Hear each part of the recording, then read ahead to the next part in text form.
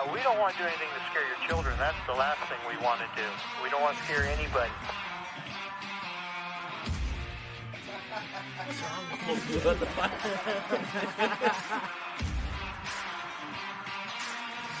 We will not be held responsible for any hearing impairments or damage caused to you from excessive exposure to this sound.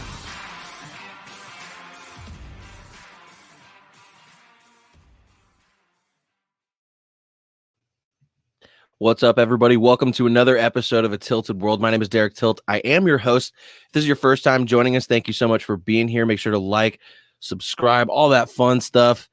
This week we have a really fun episode. We were going to do it Wednesday, but we're moving to Saturdays. I think I'm done doing Wednesday streams because Wednesdays are the fucking worst, and I get so tired from work, and I don't feel like doing it on Wednesdays. So we're doing it Saturdays, Saturday afternoons, get a little day drink going, have a little fun, and see what happens. So this week, Ethan is back once again. You all know him. You love him.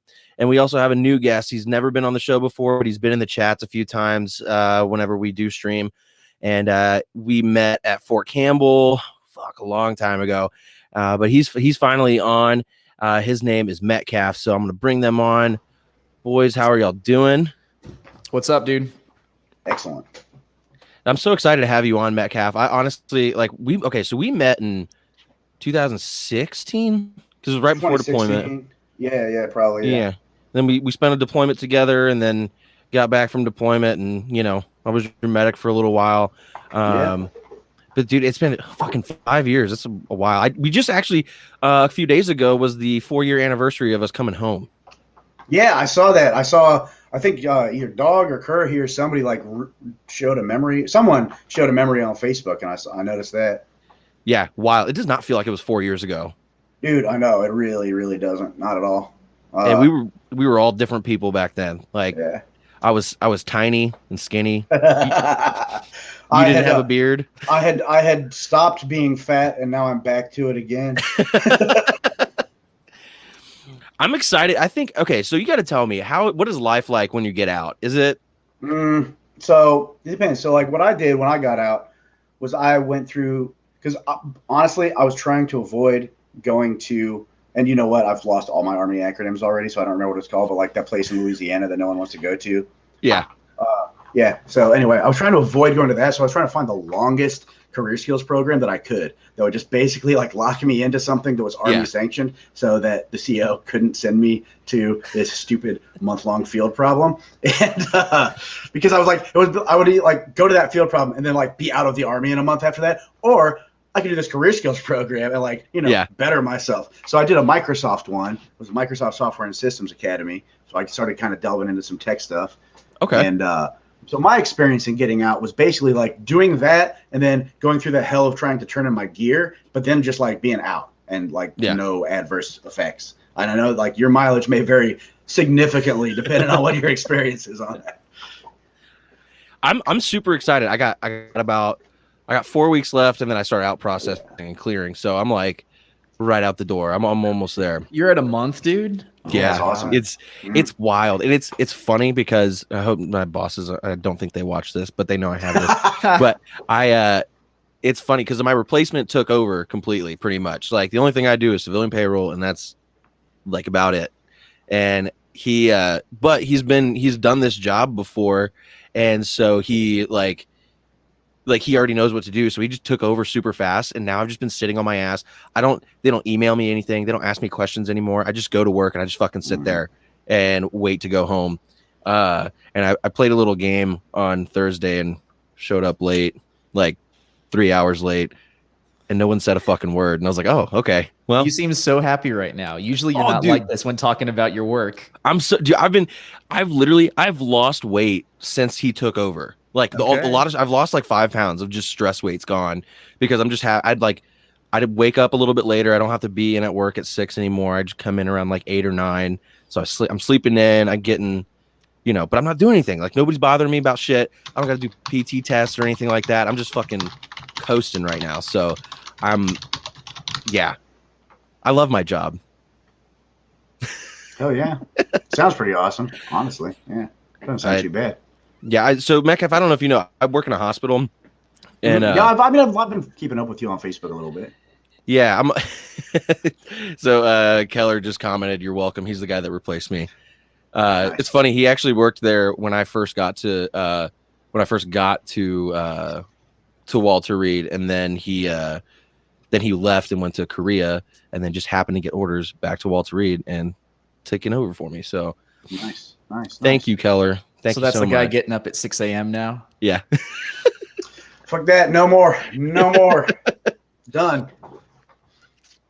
The first day he told me, yeah, just come in on like at 9, and I slept in, and I woke up at like 7, like wide awake and just like ready to go. And I was like, man, then I was like trying to, make breakfast and like get ready for the day. And then I still was like there at like 8:30. And I was like, man, this is fucking wild. Like it was so nice not having to wake up at 5 a.m.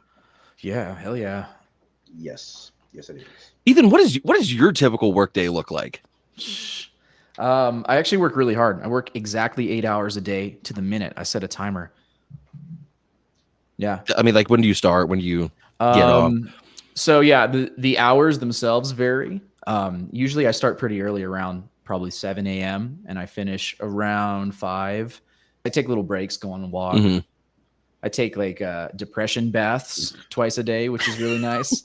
What's a depression bath? Oh, yeah, what the hell is that? You're just not feeling that hot, and so you take a Okay. bath and you feel better for about 30 minutes afterward. Huh. Yeah. So you take 2 of those a day. Usually 2 of those. Yeah. and that plus coffee tends to be enough to get me through. Man, I thought depression baths were just called drinking, but I mean, I don't know, man. I'm not going to get anything done if I drink in the middle of the day. See, well, actually, that's not true. I think that maybe you can relate Metcalf with coding, but if you've had 1 beer or 2 beers, you're superhuman when it comes to code.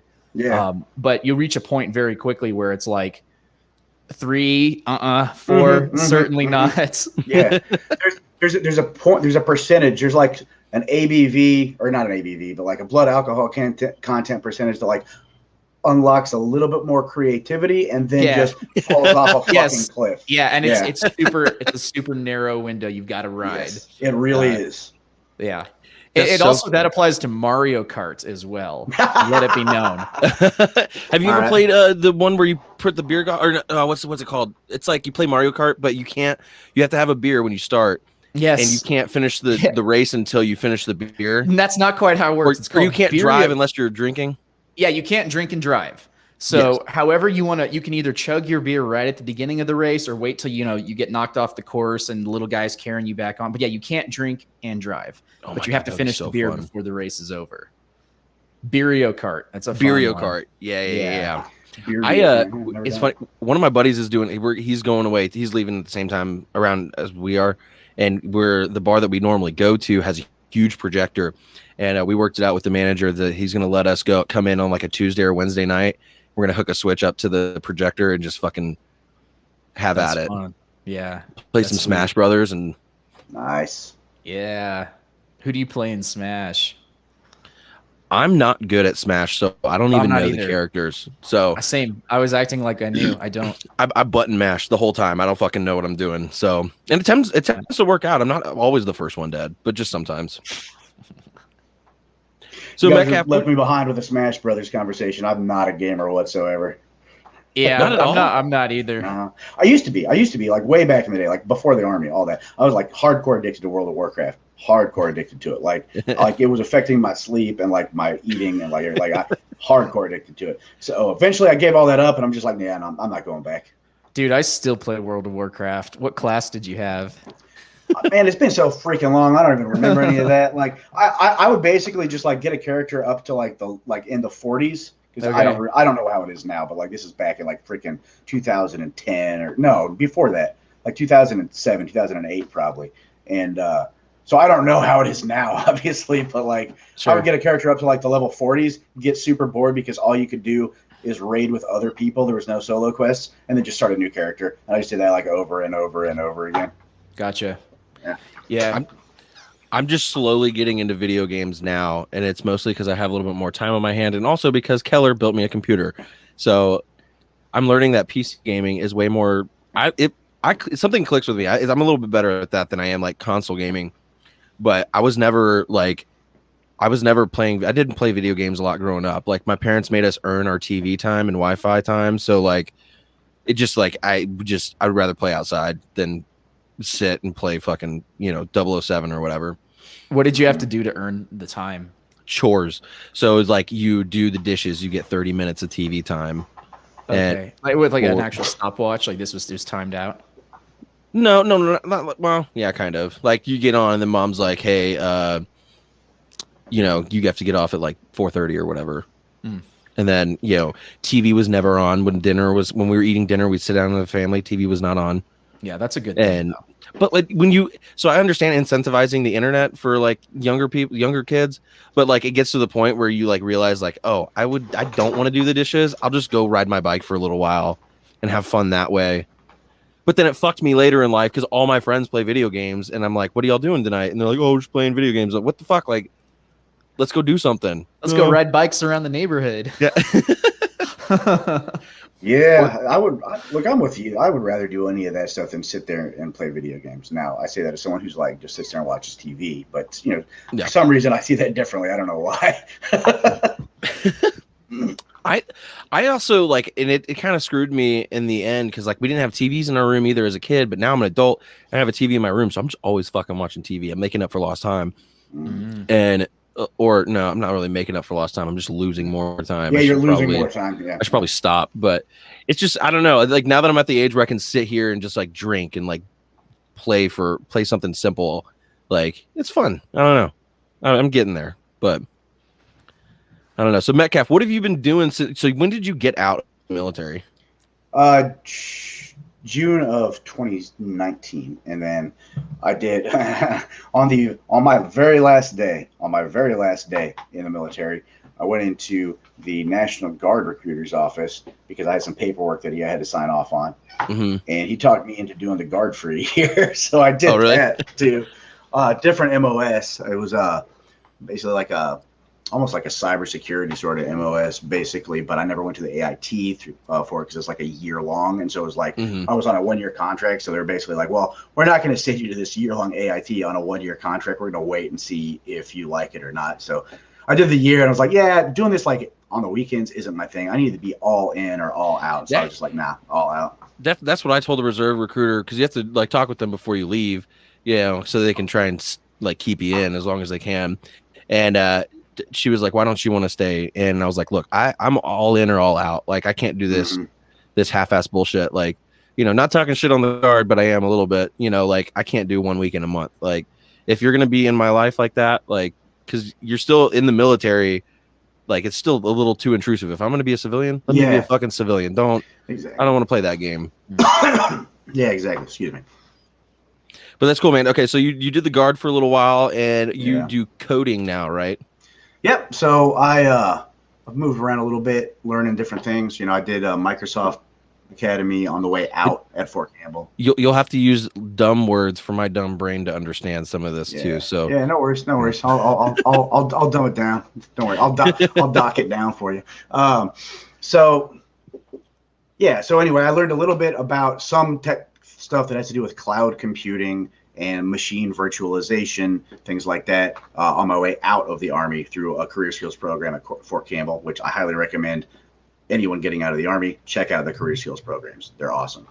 Some of them are awesome. The one I did was awesome. I don't know. But and then after that, went to college for like a semester, used the GI Bill a little bit just to kind of dip my toe into like the academic side of like, all right, if I want to go to school for like computer stuff, this is what it's going to look like. Let's see what I'd have to do. Decided I didn't want to do that. For the second time, decided that college was not for me particularly. And then I just started basically going to like almost like trade programs, but for something related to technology. And I view it as like a skilled trade. I don't view it. You can do it as an academic pursuit at like a super high level, but if all you want to do is do hands-on keyboard building things, it's a skilled trade. You don't need to go to college for it. So all these basically like quote unquote trade programs. I did one in Nashville in Tennessee. I moved back to Tennessee for a little while. That was like a cybersecurity thing. Kind of decided that might not be my favorite thing in the world. So I did that one and done. Then I found this organization here, excuse me, in Indiana, not too far from where I'm from, that does software development, web development training, stuff like that. So I did both the software and the web development training. Got some experience with like C# and .NET framework on the software side, and like JavaScript, React, stuff like that on the website. And now I'm working for that same organization as a learning assistant, helping other students who have very little exposure to such things kind of find their way to getting more advanced. Oh, okay, that's awesome. Yeah, I'm pretty fun. Computers, I'm figuring it out. I can turn it on and off. I'm pretty good at sending messages on computers too. But all that other typing stuff. Yeah, I'm good at typing. Touch typing down. I type with one finger still though. Hunt and peck. Hunt and peck. Yeah. But that's cool, man. So we were talking about this. I told you guys I wanted to talk about this a little bit. So Elon Musk is hosting SNL tonight. Is he really? Yes. Yeah. Oh he's hosting. I have to watch SNL for once. What do you mean for once? It's one of the greatest shows of goddamn time. And we can talk not anymore, man. Like back in the day, SNL was good. I can argue with you guys about SNL eras and what's best for days. I love it all the way through. Not all the way through. There are things that I don't like, but he's hosting SNL tonight. He's been so fucking preaching weird. Doge for the last few months, and it's been going up and up and up the last couple weeks. But yeah, okay. So do you all both have Doge? No. Oh yeah, no, a little bit. I got a little bit. Have any Doge? Well, it's so. Do you? I do. I'm actually doing pretty well. I'm excited. Oh, but everyone's doing pretty well right now. Yeah, but that's what I was going to ask. Do you think? Okay, hold on. I have a couple questions. First question: what do you both think the likelihood of cryptocurrency taking over in the future as like a way of transactions and stuff? I mean, nobody really knows, and I'm certainly not the voice of authority on this, but I don't know anything about this. So I don't see it taking over as a currency anytime soon. However, I do see it being a valuable speculative asset if that's your thing. Yeah. And me just talking completely out of my ass, like I told you before, I know enough about this stuff not to talk intelligently, but to talk like a jackass about it. So that's what I'm going to do. I'm going to talk like a jackass about it. That's what we do here. Just talking out of my ass, I'm going to say that I see some form of cryptocurrency becoming a secondary but equally accepted method of payment as a just like on the same level as fiat currency. I see that happening once virtual reality becomes a lot more ubiquitous in like modern society. And it's going to take a while. So like when you're in the online world, when you're in the world of what's that movie? Ready Player One, right? Mm-hmm. Like that shit happens, cryptocurrency will become basically the same thing as fiat currency. But yeah, I think we're going to... until then, I'm with what Ethan said about it being like a sort of an investment sort of thing. Yeah.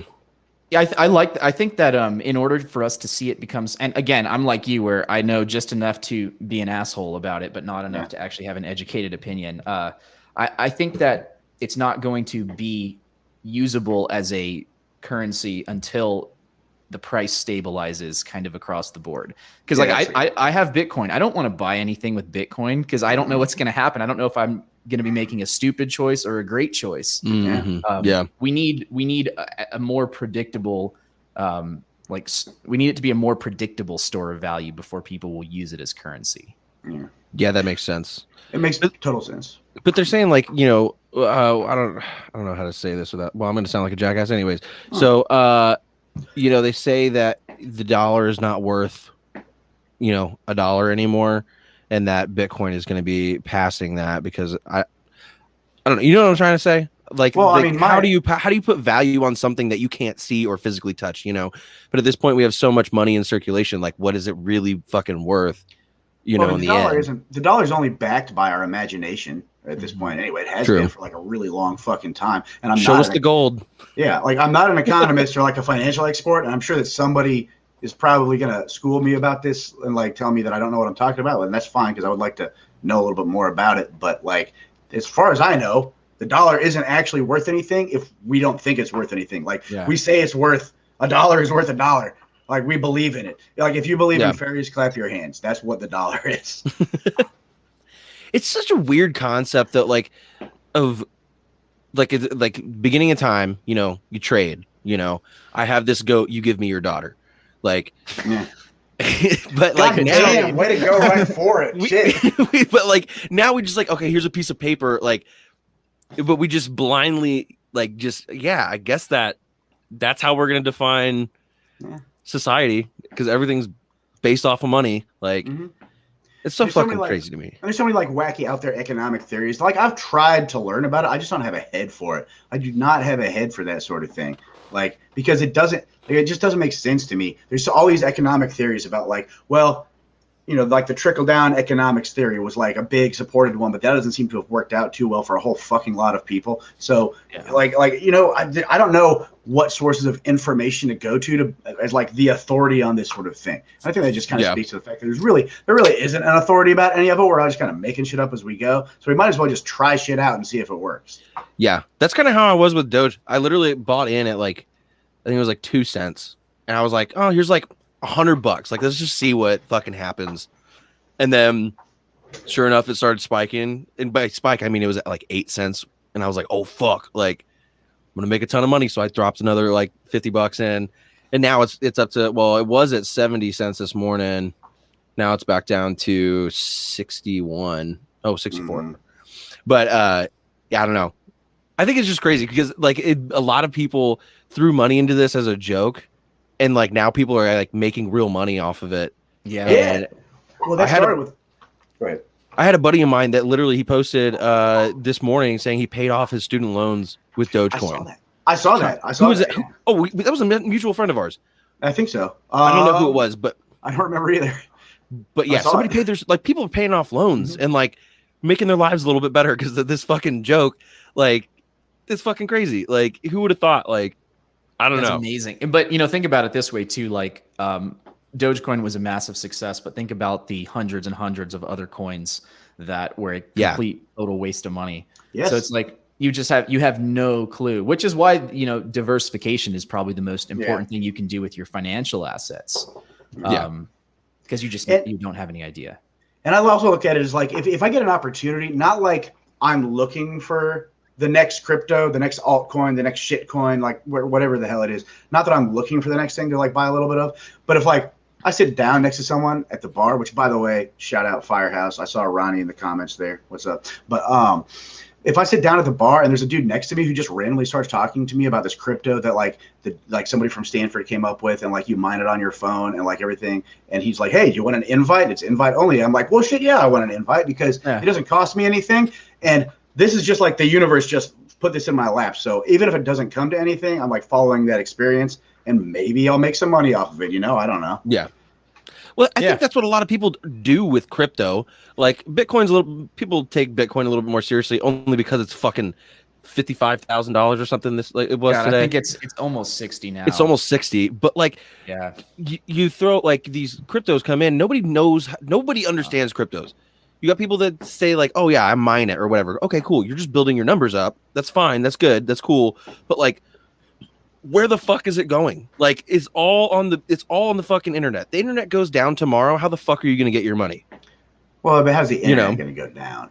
Well, you know what I mean. Let's world apocalypse situation. Well, that's what's electricity goes. Okay, I got you. The zombies eat us all. The zombies eat all the Ethernet cables. No one can connect anymore. Yeah. Well, the idea of it being decentralized is just that you can't take it down. In order to destroy cryptocurrency, you'd have to destroy the entire internet. Yeah. And that's just not. And if we're in a situation where the whole internet is destroyed, Bitcoin's going to be the least of your damn worries. Well, yeah. Every actual currency will also collapse. All of the world's economies. Yeah. Yes, no one's going to be oh, but I had all this Bitcoin. They're going to be fuck, people are shooting at me. Where's the food? Yeah. Yeah, exactly. I think it's funny though that you say that you can't really take it down. They actually, when Wall Street Bets tore up GME and AMC and all that shit, they I think it was Congress or something. I don't know, some government thing. They literally were there's nothing to fucking do about it. What are we gonna do? You can't stop it. It's funny because it's made the common man, lower class person able to make a ton of fucking money just out of a fucking game almost, you know? Yeah. And not only that, but it's like, it's sticking it to the man in the sense of they have a reason to be afraid of us, and they should be. You know, I mean, these big hedge funds, they literally make money off of failing businesses. That's what shorting stocks is. It's ridiculous. And then when the people band together and do something almost in like a joke sort of retaliation, they get all upset. And I think that's great. There's a healthy amount of fear that the establishment needs to have for the people below them. Yeah. Oh, that yeah. is only a good thing. For sure. I also want to point out, though, that I think that this helps to illustrate the like sort of the dualistic nature of like the whole of like a spectrum of like conservative thought and liberal thought when it comes to anything, economics or like social policy or anything like that, stock market included, because like, yes, you can use the infrastructure that's there in place right now that like a whole bunch of people on the internet with GME on Wall Street Bets particular banded together and decided they were going to start turning all these fucking rules that hedge funds play by against the hedge funds and just sticking it to the man. But who put that infrastructure there in the first place that made it possible? The man did. So like you've got this fucking balance. Yeah, you do, don't you? That's interesting. I mean, they made that infrastructure in order to make themselves money. And then you're right. It's been used against them. And, you know, it's a good thing. It's everything. It's like super complex to the point where I know I don't know what I'm talking about. Yeah. So, you know, just like a learning opportunity, basically. You just say with a smile on your face and be confident. Like, I can state like the opening paragraph, but the rest, like, it ain't happening. I think it's just crazy. Like when the whole GME thing popped off is like everybody kind of realized like, oh, fuck, like investing, like looking at the stock market is actually kind of important. Like, and my buddy got me into investing like back in like November or something. I didn't even think about it. Like, and I started, you know, looking at like, and I still don't know any of the lingo. I'm still bad at it, but I'm looking at like forums and chats and stuff. Like what's going to go up? Like how do you watch, you know? Yeah. And you're seeing these guys that fucking literally start with like $1,000, and then now they're almost millionaires because they just know how to play the game and they know when to buy, when to sell, all that shit. And you're making the you know, the lower class people just fucking are like, you know, banking off of it now because they're like, okay, we know how to play the game. You don't have to wear a suit and work on Wall Street to fucking do this anymore. That's true. Like, you can fucking do it from your phone, you know? Yeah, it's true, but I still feel like it's probably like very few of those people are gonna like actually make anything worthwhile from like playing all of that because I don't know, man. I mean, it can happen. Like lightning can strike and like shit can happen. Like if you by accident like had stocks of GME at a certain point and then you sold at like a certain point, then yeah, you made a fuck ton of money off of it. But like if you weren't part of that Wall Street Bets community, he was like kind of doing it on purpose. Nobody knew what was going on. They were just like, knew what was going on. It. Like, like I jumped on it a little bit just to pay attention because I was like, well, this is a really interesting social movement on the internet that has to do with the stock market. I've never seen this before. This may be the first time in history something like this has happened. I would like to be a part of this. So I kind of jumped on it a little bit, and I like basically just like broke even because, you know, I got in way too late and then like shit tanked. But it was an interesting thing to pay attention to. You don't have to even understand everything. It's just an interesting thing to pay attention to. The thing is too is if you don't understand it, the whole GME thing fucked a lot of people too because if they didn't understand it. All they knew was the internet was telling them, "Oh, go fucking buy this now before the rich people do, and you're going to become a millionaire too. So make sure you buy it now." So you got these people dropping thousands of dollars that they can't, you know, afford to lose. Not even that. People lost their homes. Like dudes, like people like refied their mortgages, put it all in GME, lost everything. Yeah. I had a friend who lost a couple thousand, and I thought that was pretty bad. But like the thing is, it's a good point y'all bring up with this because like for the vast majority of people, you should not be speculating in individual stocks. Put your money into index funds on a regular basis and call it a day. That's going to perform so much better than trying to speculate for 99.9% of people. Yeah. I made a rule for myself when I got into this because I do know it's called Wall Street Bets for a reason. Like you're fucking betting. So don't put money in there that you can't afford to lose, you know? So all the money that I've put in has been my play money. Like I'll, you know, all those $100 stimulus bucks, like checks. this fucking right.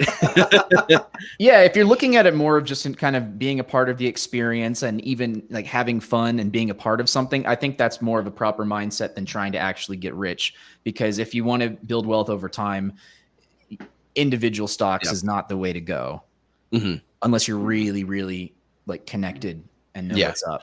Well, and you said diversification across platforms too. You know, not just across stocks, but diversification. I mean, you know, I've got 2 or 3 different crypto platforms I'm using. I've got there's actually an app that's like a hedge fund for regular people. I've got some money in that right now. It's a pretty cool little app. And you know, I'll tell you off air because they haven't paid me to advertise for them or anything. But if you're interested, I'll tell you later. But and then I've got like this crypto checking account app that basically keeps all your money in crypto, but they're just starting to roll out debit cards where like it's an instant conversion if you want to spend it. But until then, you can keep it in Bitcoin, stuff like that. That's cool. I think that PayPal is going to try to take that market over based on what PayPal's been doing for the last like 6 months or whatever. I think they're going to try to take that market over at some point, but we'll see. These guys might be in it early enough to like for them to do good. We're seeing big companies get involved with Bitcoin, not just putting it on their balance sheets, but like actually, like you said, PayPal is going to be integrating it. Cash already, which is owned by Square, has been doing that for a while. Didn't Elon Musk said Tesla can be bought by Bitcoin now too? I believe so. Like that? Yeah, and that out like Elon bought. I don't know how much, but Tesla bought a ton of Bitcoin. Yeah. MicroStrategy bought a bunch of Bitcoin. MasterCard bought Bitcoin. A few big game developers bought Bitcoin. So that's what I saw. It was like people like these big companies. The reason why they're getting into the game is because they're seeing the numbers shoot up, and they know that there's no way to stop it. So that's why they're all buying in now because they're like, well, fuck, like what if they do beat us? You know, right? Like, imagine you're a business and you have like a balance sheet and you've got all this cash just sitting in the bank. A lot of them are, putting 5% of that into Bitcoin. If they lose 5% of their cash assets, it's not a great day, but it's not going to ruin them. But it's not going to kill them. Yeah. But looking at what Bitcoin can do, if you put 5% of your net worth into Bitcoin and it skyrockets, I mean, my God, it's a high risk, high reward, but is it really high risk if you're only putting in, 5% of your shit? Like, again, only what you can it'll hurt a little bit, but maybe. And I think that's the key word with everything that's been going on in the stock market lately is the key word is maybe. Like maybe it'll fucking it'll hit. You got to be okay if you lose it. Like I certainly don't. I don't have 5% in Bitcoin. My risk tolerance is not that high. Yeah. But I don't know what my percentage is because it's not like I got all sorts of spare change to throw at this anyway. But it's just like if I've got like. Anytime I got a stimulus check in the last year and a half, I was just like, all right, well, cool. I wasn't expecting that. So I'll probably put at least most of that into like an investment of some sort. That's pretty much what I've been doing. Yeah. But, yeah. I took a little bit of my stimulus checks and by a little bit, I mean like a very small amount and put it in. But like the way the numbers are going right now, like I'm doing pretty fucking good for not putting in much, but it's always a luck of the draw with something like that. I think it's not just now; it's like always, unless you're like part of one of those big corporate forces that like actually guiding things behind the scenes in a way that they're not supposed to be able to do. But I'm sure they actually are able to do. Unless you're part of that, it's always just luck of the draw, really. Well, I think the thing is too is everybody's just like the haters of like cryptos are just waiting for it to crash. Like they're just waiting for it to just fucking. Because you don't know, like you don't know what will cause the crash. I don't know, like how secure is it? In my experience too, maybe y'all can relate, but people that are extremely critical of cryptocurrency, and I detect a sense of jealousy that they didn't get in. Oh yeah, 100%. Yeah, for sure. Like I think that's a huge driver of their behavior, and it's like it's not too late to get in. Put in what you can afford to lose. And it's still so early. It's so early. Yeah. It feels like this has been going on for a while. It's only been going on for a couple months.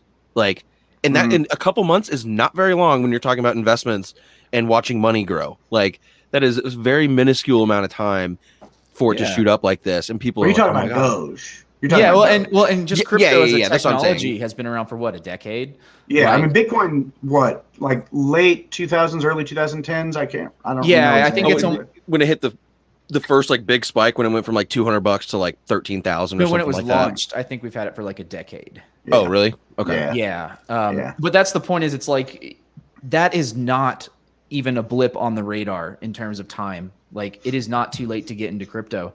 You don't need to be salty about it. Like, just it's kind of like saying, 20,000 years ago or whatever, the people were like, well, shit, I wish I'd have started farming grain, but I guess it's too late to get into agriculture now. Right. Yeah. Yeah. It's not actually too dissimilar. But I don't know. I heard somewhere that investing in Bitcoin now, somebody compared it to buying property in Manhattan in the 20s. Like, like it looks like shit now, but you got the apartments there that are fucking $2.5 million in one bedroom. You're like, what the fuck is this? Like, that's interesting. Yeah, because like Manhattan in the 20s would not have been cheap real estate, but compared to now, I mean, that would be nuts. Yeah. You know what else is interesting about that though is like compared to now. Yes. What about compared to 5 years from now or 10 years from now? Because what has this pandemic shown us as far as like how much corporate real estate is actually necessary for people to do their jobs? That's true too. Yeah. I feel like it's shown us that a lot of corporate real estate isn't necessary, but the people making money off of corporate real estate are still trying to be like hang the fuck onto that because that's their fucking cash cow, especially places like New York. But like then you're gonna get I'm hoping it goes the way that you're going to get these companies that realize people can work from home and it doesn't cost us the money to have to put an office over their head. So that's a smart way to go. They're going to have all this corporate real estate can be turned into housing. And as you flood the market with more housing options, the cost of living is going to come down. Given the recent history of America, I am very cynical. And so I'm skeptical about that. But I'm hopeful. I'm hopeful that might be the way it goes. Well, that's a really good point. And so many I've read a bunch of surveys. So many people are saying, fuck no, I don't want to go back to the office. Like, a lot of people don't mind, actually like working from home. So I work here. Like, I work here. I like working here. Yeah. But like, you don't, just think about that. Like New York, how many buildings are just offices? But then look at this. They're not even using the offices anymore. What the fuck is going to happen to all that? Like here in DC, you have a lot of business parks. So you just like literally drive and it's just office buildings. And I'll tell you now, since the pandemic, when you drive around, parking lots are fucking empty. Like what the fuck is going on in those buildings now? And there's millions of them. There's so many of them. And that's a good point. I never thought about that. But like what's going to happen to those buildings? Like what? Yeah, that's wild. Look at all those fucking empty shopping malls during the pandemic and empty parking lots and empty office buildings, and look at all the people sleeping in cardboard boxes on the street. What the fuck do you think should be done? Like it just makes sense. Though, like if we can shift in this particular way, there's not a lose for anyone other than like people who are selling corporate real estate, and they could probably sell something else, I would guess. So like. I don't see like a concrete loser if we shift that way, Well, no, I think all you see is a win from everybody. Take these businesses that were paying for these buildings and these offices to be used. Now turn it into cheap housing, nothing like crazy, but give it like a solid, good price. And then now you're making income on that building that you were already paying for, so they're winning. People that are on the streets that can't afford, big houses get this cheaper option. Yeah. That's a good. I like the idea, but I don't think it's going to happen for the main reason of like corporate leases on these buildings are so much easier to manage than individual tenants. Because that's true. Right. Like a company will rent out multiple floors, whereas multiple floors could be taken up 100 different tenants. The management costs involved with that, the maintenance costs, the overhead, the bureaucracy. Yeah. So my counter argument to that is somebody who's listening to this with money, if there is someone, fucking come up with a franchise model where your model is you take corporate real estate, you convert it to fucking housing, and you franchise out small little McApartments or whatever so that you're managing the housing aspect of it without like the actual owners of the fucking building having to go through all of the tenancy stuff instead of the corporate stuff. Yeah, so they'd still only have to deal with one client then, the property owner. Oh, I can see that working. So you're saying like, oh, okay, I get it. So you get like this apartment company that comes in and like buys out 2 floors of a fucking building. It's like, all right, then they take over the management of 2 floors, and then okay, I see that. That's a good idea. You'd probably need a lot of zoning reform in some places because a lot of zoning. But all of those are regulations that made sense, I'm sure, when they went into effect that may not make sense in a post-COVID world. So like, you just got to get the people that are going to like kick their heels in, like drag their heels in and like say, no change. I resist all change. You know, get rid of those people and maybe start coming up with like a game plan for how to make this all a hell of a lot better moving forward than it has been. Yeah. That's a good idea. I didn't even think about all that shit. This pandemic is just changing the world in like ways that I don't even think it's changed us in ways that I don't think anybody's even noticed yet. Like, I these little changes that we're going to see like years later, and then it's going to be like, oh fuck, that was because of the pandemic. You know? Yeah, for sure. I've seen it in a few places, but something that kind of struck true with me was that the pandemic, and all the fallout from it. These are things that were going to happen. Like our society was headed in this way. It's just that this accelerated it all down into 1 year. People were going to start working from home. Like you were already seeing that was becoming a thing, but now it's just this made everything happen in 1 year. Yeah, it was just a catalyst that just pushed it to Oh yeah, it's like it's the next thing. And oh shit, I think you froze. Were you still talking? No, I'm done. Okay, no, I was talking to Ethan. I thought he was. He just like froze or something. All right, yeah, I was. It's like the same thing in the chain of like agriculture, gunpowder, internet, and now like how the internet was put to use during COVID. Like it's just like this. It's like a really rapid acceleration of like technological milestones. I guess not even technological milestones, like social consciousness milestones. I don't know. Yeah. Sorry. I don't know. What's Go ahead, Ethan. No, sorry. I'm glitching out a little bit, or something's glitching on my end. So I'm only getting little bits and pieces. Oh, okay. I don't know. I think that the world has changed in a lot of bad ways, but a lot of really good ways too. Like the working from home. A lot of people are happier just not having to go to the fucking office and sit there while Susan fucking answers her phone super loud and fucking the printer fucking jams. Like, no, like, come on. Like, nobody likes that. I was talking to a buddy of mine, and he was saying like, he said he wouldn't mind going back to the office, but he said only for like a day or two a week, just to have like a separation of home and work, so that like, okay, I'm home now.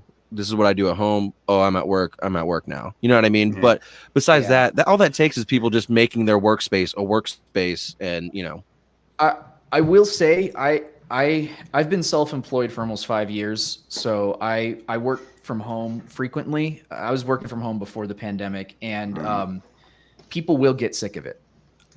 In my experience, like it's great for a while, but you begin to miss human contact. You begin to miss that feeling that you're working towards something with other people next to you. I mean, Derek, you said it yourself. You want to, you want to find another person to work on the podcast with you in person. That's that in-person contact is not inconsequential.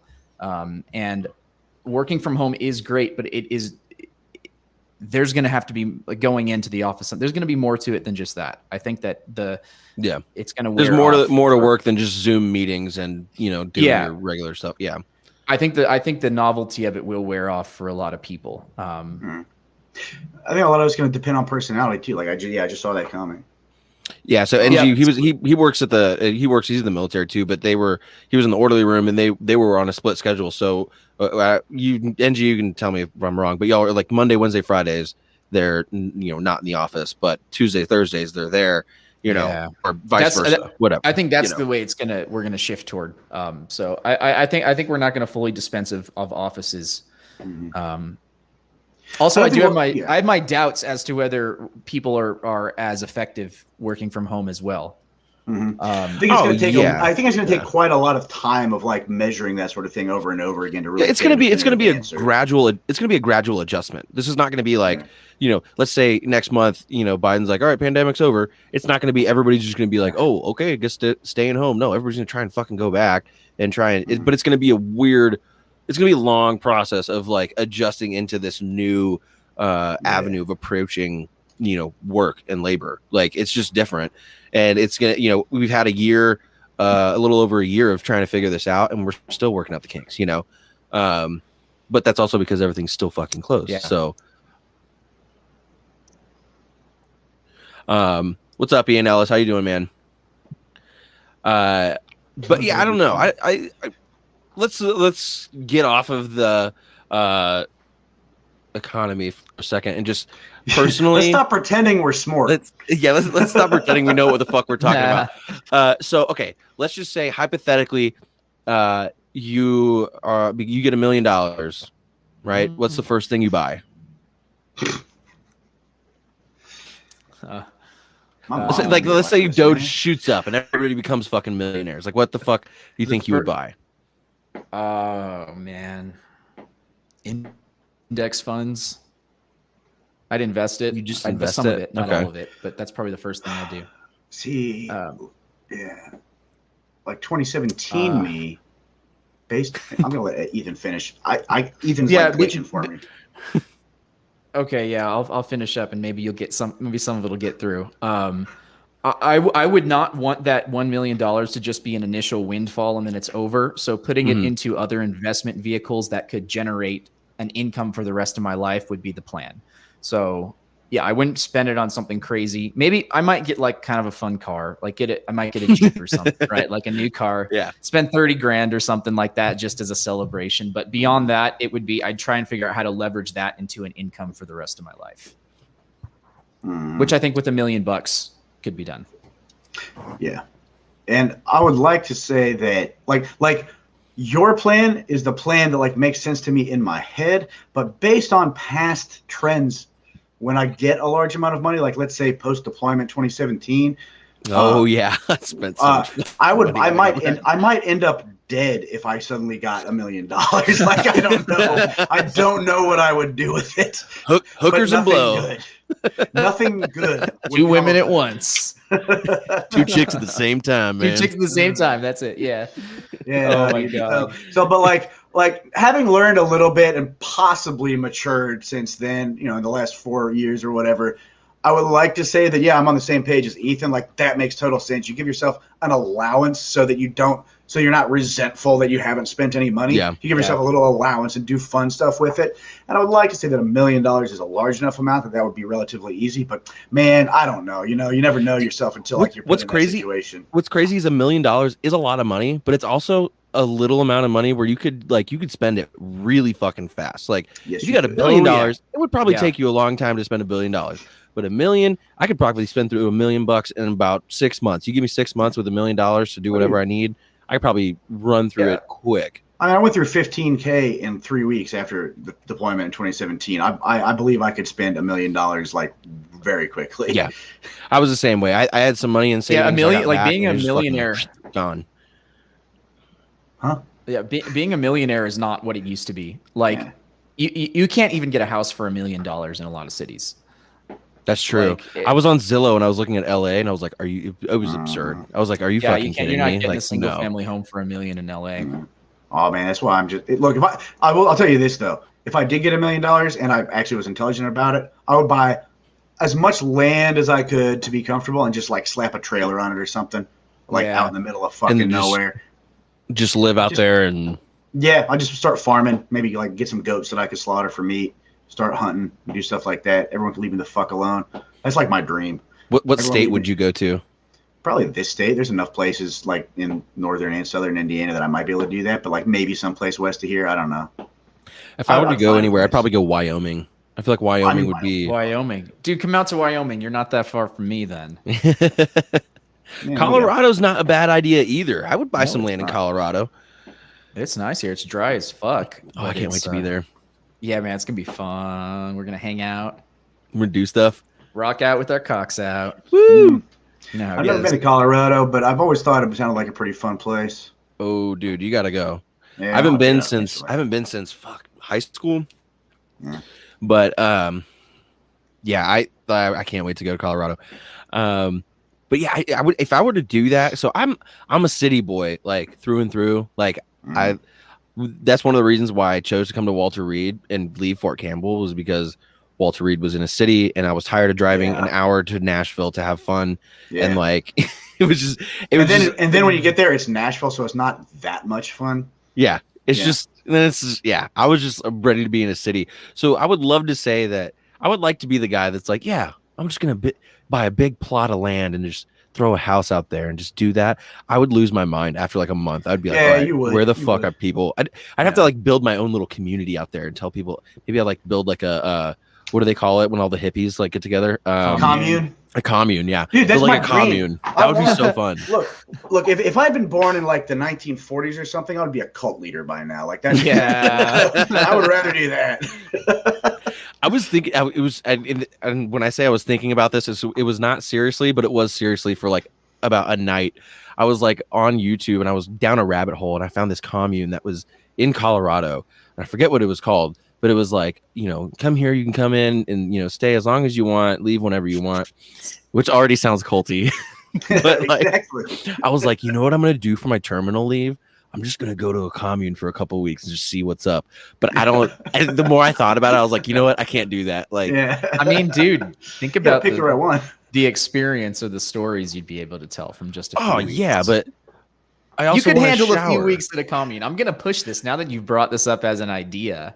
I didn't even know this was on your radar. That would be. I think it would be fun for like a week. But I also feel like if I'm just going for a week, everybody in the commune is gonna be like, he's a poser. Like he doesn't really want to be here. Like. Yeah, but then they then they abduct you and indoctrinate you, and no one hears from you for 10 years, and then you come out the other side like unbreakable Kimmy Schmidt. Like just fucking like and just it was just supposed to be a week.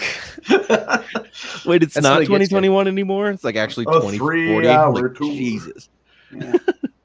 I think a commune would be an interesting life. I watched a documentary series on Vice about this commune in California. I don't remember where it was in California. It was up in the mountains though, and it was like this little commune. They had rules. No hard drugs, so they couldn't do like heroin or crack or anything, but they would allow like stuff like weed or shrooms and natural stuff that comes out of the earth. I'm down. All right. Yes, yeah, but then like they went like the day in the life with everybody, and it's like, oh, they smoke some weed in the morning and go make some crafts or whatever, go help pick some berries and like just like weird shit and like. Not weird. It looked like a cool life though, like, but it looked really smelly. Like they would shit in a bucket or whatever, like their little septic system, and then they would fertilize their fucking crops with their own shit. And I'm like, I don't want to eat a strawberry that I shit on. Like I'm cool. I think there's like some danger chemically if you do that. Actually, I don't think that's a good idea from stuff that I've read in the past, like fertilizing stuff with human shit. Yeah, I don't know. I feel like there's like some sort of shady. Yeah, well. It was like a mixed compost. Like they would mix it all with everything else that they found in nature to make compost, and then I don't know. Well, but it was like you want to fertilize stuff with things that aren't like shit from things that aren't carnivorous. Like you want to make fertilizer out of like horse shit or cow shit or something that has like more than one stomach. Like cows and all that. Like like I said, I don't know what I'm talking about, but I feel like I read something at one point where like you can get like botulum from vegetables if you fertilize it with carnivore shit. I don't know if that's true, but I'm going to claim that it is because I just thought of it. Hey, I don't know anything. We're just a bunch of jackasses here talking about whatever. So this is not financial advice. So if you guys were on a commune, do you think you would be like, what kind of person do you think would be on a commune? Like, would you be the farmer? Would you be the I don't know, the cook or like? Oh no, you don't know. Oh no, I know who I would be. There's a reason why I shouldn't be. I would be like that corrupt fucking leader. I would be I would be like that corrupt fucking commune leader. Absolutely. I would be goddamn Charles Manson. Like I would fuck that. I just keep me away from that shit. Don't be Charles Manson. Yeah, keep me away from that shit. I would need to have a very well defined responsibility that I felt good doing. If my day like just your own job that was what you did every day. Yeah, because I think that an issue with communes and it's like, oh, the free hippie lifestyle, that's not fulfilling. It's not satisfying. We find meaning in life by taking on responsibility. That's what gives us a reason to wake up in the morning. That's a good point. Yeah. And so I would need to have something that I truly felt responsible for that I could own. I couldn't just do like the free love, free living thing. It would drive me nuts. Yeah. Responsibility is the only thing that ever kept me in check. Like, that's what I'm saying. Like, if I was like on a commune like that, I would be like the corrupt fucking leader. Yeah. Because there would be nothing keeping me in check. Responsibility is absolutely fucking necessary. Right. Yeah. Yeah. I think I would be the fucking, I don't know. I think I'd be the wacko on the fucking commune. Like you just see me rolling around in dirt just because, yeah.